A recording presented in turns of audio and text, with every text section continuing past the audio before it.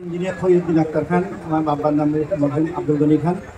আমি basically engineer. আমি জনস্বাস্থ্য দপ্তরের তত্ত্বাবধায়ক অবসর চাকরি জীবনে আমি যখন চাকরি একটু আগে বলে গেল যে সুনতির মধ্যে অনেক বড় বড় লোকজনরা আছেন, সুনতির প্রতি কেউ খেয়াল রাখেন না। আমার অনুরোধ থাকবে আজকের এই ফোরাম থেকে যে আমরা যেন প্রত্যেকের জায়গার থেকে আমরা একে অপরকে সাহায্য করি এবং যতদূর পারি মানুষের উন্নয়নের জন্য কাজ করি।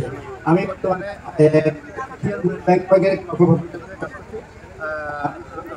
ঢাকায়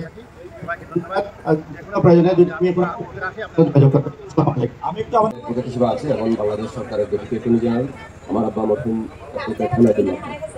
আসলে আমার ব্যক্তিগত চিন্তা, আবেগ, চেতনা, অনুভূতি, এই পারিবারিক মেলাবন্ধনে সকলের চিন্তা রক্তের সাথে একাকার হয়েছে। এখানে আলাদাভাবে কিছু বলার নেই।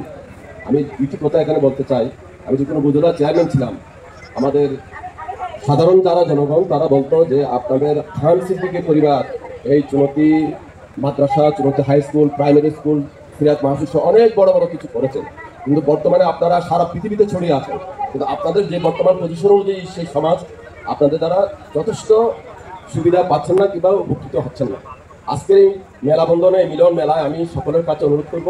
আমি মনে করি যে ঢাকা বিশ্ববিদ্যালয়ের ভাইস চ্যান্সেলর থেকে শুরু করে বর্তমান সারা বিশ্বে আমাদের যারা যোগ্য এবং প্রতিভাবান যারা রয়েছে তারা ছড়িয়ে রয়েছে, ইয়াং জেনারেশন রয়েছে।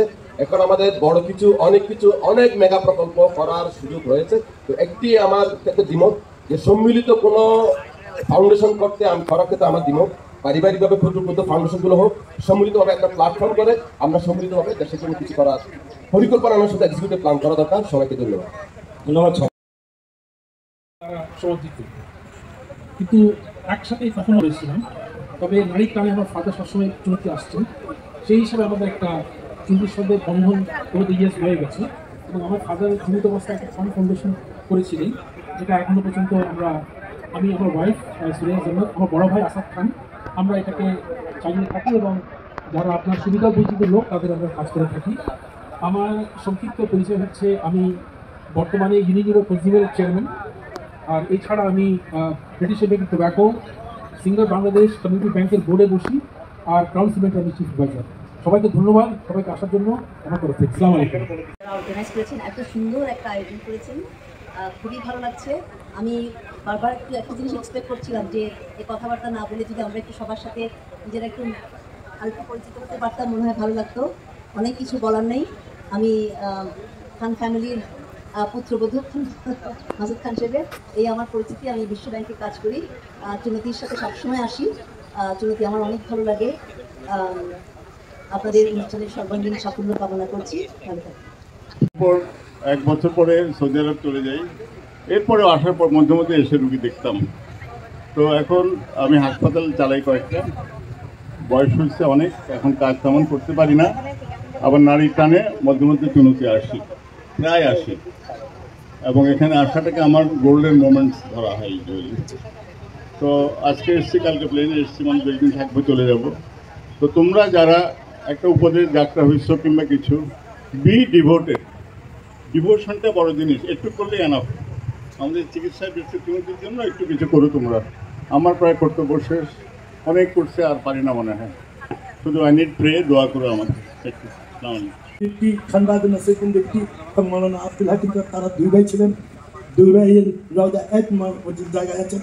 ওনারা এক ভাই যখন যেভাবে এক ভাইকে আরেক ভাইকে সম্মান করতেন, আমাদের পরবর্তী জেনারেশনরা ওইভাবে যাতে আগামীতে মিলিত হতে পারি ওইভাবে শোধ করবো। আচ্ছা, আমি বেশি খুশি হয়েছি, আমার এক ভাই ঢাকা থেকে আসছেন 24 জন নিয়ে। ওনাদেরকে কোনোদিন এখানে দেখি নাই আমরা, কিন্তু আজকে সবাই সাথে ওনার আমাদের আত্মীয়তা হয়েছে, পরিচয় হয়েছে। এইভাবে যাতে এই জিনিসটা আপনারা সবসময় আগামীতে রক্ষা করবেন, এই আমার অনুরোধ আপনাদের কাছে। সবাই ভালো থাকবেন, আমার জন্য দোয়া করবেন। আমার এখন এটি রানিং, তাহলে কতদিনে চাল্লাই জানে না, একটু দোয়া করবেন। আল্লাহ হাফেজ। বাংলাদেশ ছিল। So তাদেরকে আবার একটু তালি দেই। Extremely well organized. আচ্ছা, খুব সংক্ষেপ করব, একটু যদি মনোযোগ দিয়ে শোনার চেষ্টা করি। উপাচার্য মহোদয় অলরেডি বলে দিয়েছেন বড় ভাইয়া যে আমাদের দুজন মুরব্বীকে আমরা অলরেডি ঠিক করেছি, আমাদের শ্রদ্ধেয় জুনু চাচা এবং শ্রদ্ধেয় সিরাজুল মামা, ওনারা থাকবেন। আমরা যে কাজটি করতে যাচ্ছি প্রথম স্টেপ হিসাবে, সেটা আসলে চলছে কাজটা। বিগত 2 বছর থেকেই আমরা চেষ্টা করছি। আপনারা দেখেছেন বড়পুকুরের পাড়ে একটা ছোট ছাউনি মতো হয়েছে, এটা ছিল না। এটা অনেকেই এটার পিছনে অনেক শ্রম দিয়েছেন, অনেক অর্থ ব্যয় করেছেন। সেটা করার পরে এটা মোটামুটি একটা অবস্থানে এসেছে, কিন্তু অপারেশনাল এখনো হয়নি। আমাদের ছেলেমেয়েরা, আমাদের যারা ডাক্তাররা আছে তারা চালিয়েছে, একটা আই ক্যাম্পেইনও হয়েছে।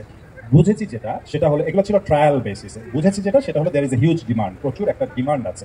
এই ডিমান্ডটাকে আমরা মিট করতে চাই। এই খান সিদ্দিকী ফাউন্ডেশন বা যেটাই নাম, আমি নাম খুব ভালো বুঝি না, মানে আমরা সবাই এক পরিবার, এই পরিবারের 2-1টা অ্যাকশন হিসাবে যেটা